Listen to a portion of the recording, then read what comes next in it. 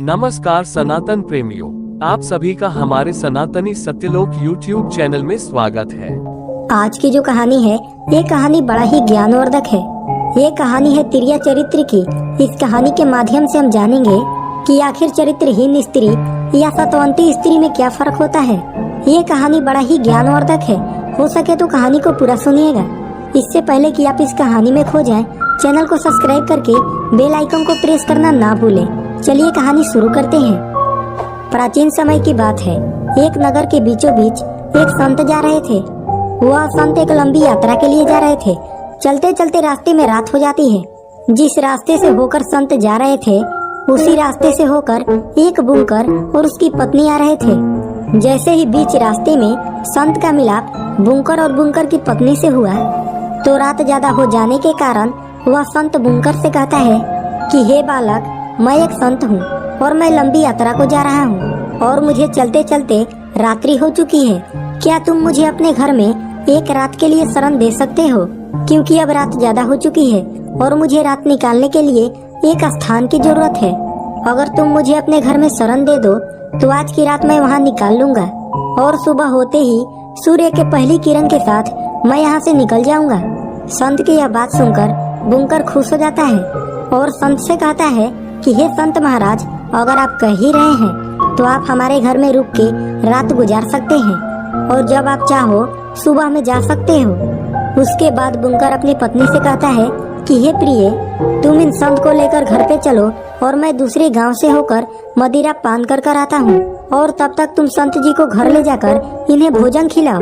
वह बुनकर अपनी पत्नी को इतना बात कहने के बाद दूसरे गांव में मदिरा पीने चला जाता है और उस बुनकर की पत्नी उस संत को ले जाकर अपने घर पे बैठा देती है और अपने घर का काम जल्दी जल्दी करने लगती है और संत के लिए खाना बनाने लगती है और सोचने लगती है कि जल्दी जल्दी संत के लिए भोजन बनाकर अपने प्रेमी से मिलने जाऊंगी, क्योंकि मेरे पति दूसरे गांव में मदिरा पीने गए हैं और उन्हें आने में अभी बहुत समय लग जाएगा। तब तक मैं इन संत महाराज जी को भोजन करा के अपने प्रेमी से मिलकर भी आ जाऊंगी।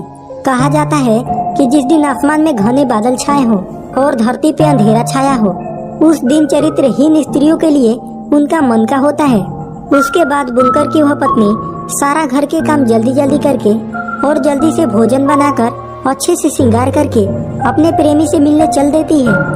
कहा जाता है कि जो स्त्री चरित्रहीन होती है वो स्त्री अपने पति का मृत्यु और अपने घर वालों का मृत्यु बड़े ही आसानी से देख सकती है और जो स्त्री चरित्रहीन होती है वो अपने पति के अलावा अन्य मर्दों के लिए सजती संवरती रहती है। उसके बाद बुनकर की वह पत्नी संत को भोजन कराकर अपने प्रेमी से मिलने के लिए चल देती है। जैसे ही वह बुनकर की पत्नी आधे रास्ते में पहुंचती है तो उसे शराब में धुत उसका पति उसे आते हुए दिख जाता है।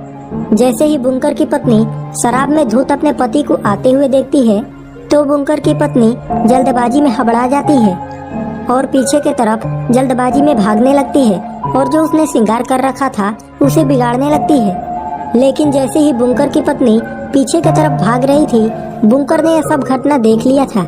अपनी पत्नी को देखकर बुनकर समझ गया था कि मेरी पत्नी अपने किसी प्रेमी से मिलने के लिए जा रही थी। बुनकर ने पहले से ही अपने पड़ोसियों से अपने पत्नी के बारे में कई जलीले बातें सुन चुका था, इसलिए उसे पहले से ही शक था कि उसकी पत्नी का चक्कर किसी और से चल रहा है। उसके बाद वह बुनकर अपने घर को जाता है। बुनकर की पत्नी घर आकर अपनी श्रृंगार को मिटाकर पहले की तरह वेशभूषा बना रखी थी। बुनकर जैसे ही नशे में धुत अपने घर आता है तो अपनी पत्नी से सवाल जवाब करने लगता है और कहता है कि हे प्रिय, मैंने अभी अभी तुम्हें कहीं जाते हुए देखा था। तुम कहाँ जा रही थी? मुझे तुम पे यह शंका है कि तुम मेरे अलावा अन्य किसी पुरुष से मिलने के लिए जाती हो, परंतु तुम मुझसे यह बात छुपा रही हो। जैसे ही बुनकर ने अपनी पत्नी से यह बात कही तो बुनकर की पत्नी गुस्से में लाल हो गई तो बुनकर को कई सारे अपशब्द सुना दिए और उसे उसका नाम से बुलाने लगी। कहते हैं कि जो इंसान दोषी होता है, जो मनुष्य दोषी होता है, तो उसके घात का भाव उसके शरीर पे ही दिखने लगता है। यानी कि जो आदमी दोषी होता है, जिसने आपके साथ दोष किया हो, चोरी किया हो, तो वह आदमी आपके साथ कभी आंखें से आंखें मिलाकर बातें नहीं कर सकता। उसके मुख पे पसीनों का भाव होता है, उसका चेहरा लाल हो जाता है और इसके कई सारे लक्षण देखने को मिलते हैं। ऐसे में जब बुनकर अपने पत्नी से पूछता है तो उसकी पत्नी गुस्से में लाल हो जाती है और बुंकर को अपशब्द सुना देती है।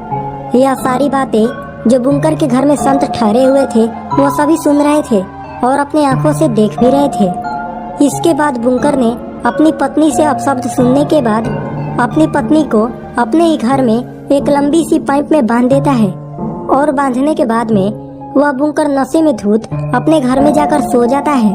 बुंकर के सोने के कुछ ही समय बाद बुंकर की पत्नी की एक सहेली आती है और वह सहेली एक नाइन होती है। जैसे ही वह नाइन सहेली बुंकर के पत्नी के पास आती है तो आकर के कहती है कि हे सखी, तुम्हें यहाँ पे किसने बांधा है।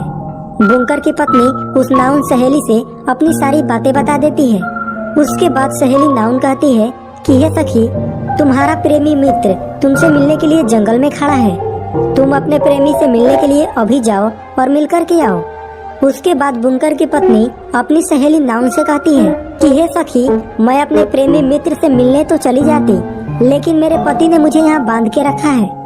अगर मैं अपने प्रेमी से मिलने के लिए अभी जाती हूँ और मेरे पति ने मुझे यहाँ नहीं पाया तो न जाने वो मेरे साथ क्या कर देंगे। इसीलिए आज के दिन मैं अपने प्रेमी मित्र से मिलने नहीं जा पाऊंगी। उसके बाद जो उसकी सहेली नाउन थी वह बुंकर की पत्नी से कहती है कि हे सखी, तुम चिंता ना करो, मैं तुम्हें इस बंधन से खोल दूंगी और मैं खुद को इस बंधन में बांध लूंगी। तब तक तुम जाओ और अपने प्रेमी मित्र से मिल करके आओ, और जब तुम अपने प्रेमी मित्र से मिल करके आओ तो आकर के मुझे खोल देना, और तब तक तुम्हारे पति की निंद्रा भी नहीं खुलेगी क्योंकि वो मदिरा पीकर धुत हो चुका है। उसके बाद में बुंकर की वह पत्नी अपनी सहेली की मदद से अपने प्रेमी से मिलने चली जाती है। उसके बाद वह नाउन अपने आप को रस्सी में बांध लेती है और एक लंबा सा घूंघट टांग लेती है। उसके कुछ समय बाद बुंकर की नशा कम होती है और जैसे ही बुंकर की नशा धीरे धीरे कम होती है उसका गुस्सा भी कम होते जाता है।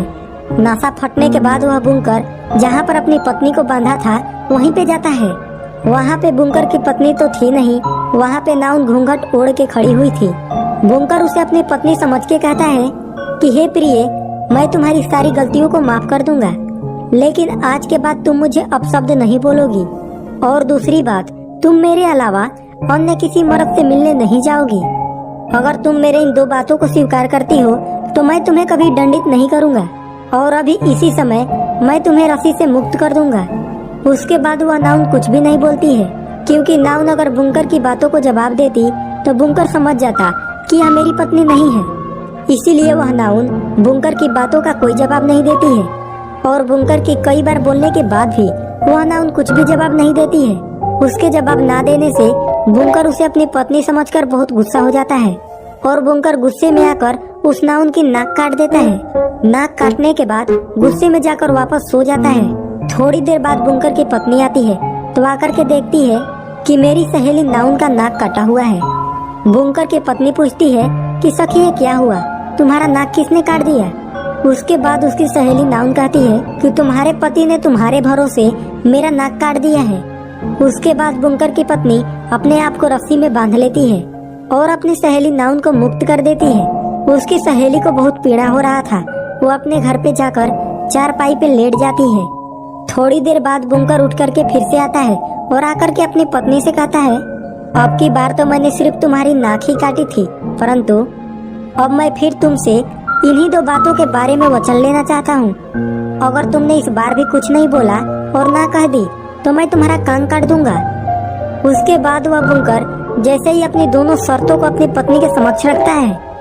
उसके बाद बुंकर की वह पत्नी अपने पति से कहती है कि हे दुष्ट, तुमने बहुत बड़ा पाप किया है, परंतु मैं एक सतवंती स्त्री हूँ। मैंने कभी भी तुम्हारे सिवा किसी अन्य पुरुष की तरफ नहीं देखा है। तुम मेरे ऊपर कलंक लगा रहे हो। अगर मैं वास्तव में एक चरित्रहीन स्त्री हूँ तो मैं अभी इसी वक्त राख हो जाऊंगी। अगर मैं गलत स्त्री नहीं हूँ तो तुमने जो मेरा नाक काटा है अभी इसी वक्त ठीक हो जाएगा। जैसे ही बुंकर की पत्नी यह बात कहती है उसी समय घूंघट उठाकर कहती है कि हे दुष्ट, मैंने बोला था कि अगर मैं चरित्रहीन स्त्री हूँ तो अभी इसी समय में राख हो जाऊंगी, लेकिन अगर मैं चरित्रहीन नहीं हूँ तो मेरी नाक जो तूने काटी थी इसी समय ठीक हो जाएगी। ये लो देख लो, मेरी नाक जो तूने काटी थी इसी समय ठीक हो गई। बुंकर ने जब अपनी पत्नी की नाक देखी तो वास्तव में उसे ठीक ही लगी और बुंकर ने नीचे देखा तो धरती पे बहुत सारे रक्त गिरे हुए थे।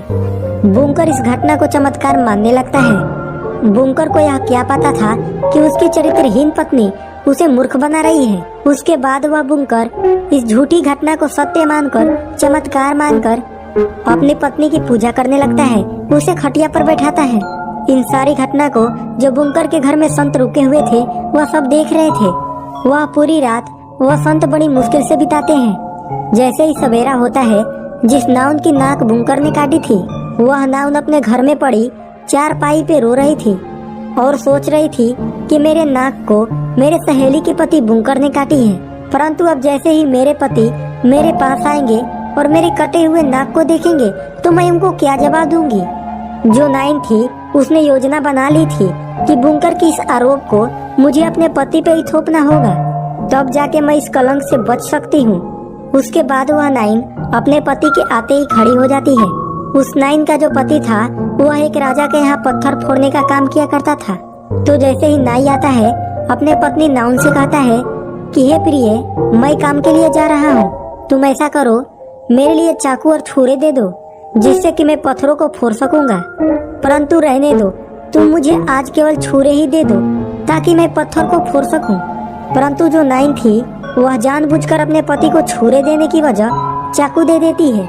और जैसे ही चाकू देती है तो वह नाई अपनी पत्नी के यह बेवकूफी देखकर गुस्सा हो जाता है और उस चाकू को फेंककर अपनी पत्नी को मारने लगता है और कहता है, क्या तुम मूर्ख हो? मैंने तुमसे छुरी मांगी है और तुम चाकू दे रही हो। जैसे ही वो नाई चाकू अपने पत्नी की तरफ फेंकता है तब उसकी पत्नी नाइन जानबूझकर ढोंग करने लगती है और अपने नाक पकड़ के रोने लगती है, जबकि वह चाकू उसमें टच भी नहीं हुआ था। और बाहर निकलकर चिल्लाने लगती है और कहती है कि बचाओ बचाओ, मुझ जैसे पतिव्रता स्त्री का नाक मेरे पति ने काट दिया है और मेरा नाक काट के मुझे चरित्रहीन स्त्री बना दिया है।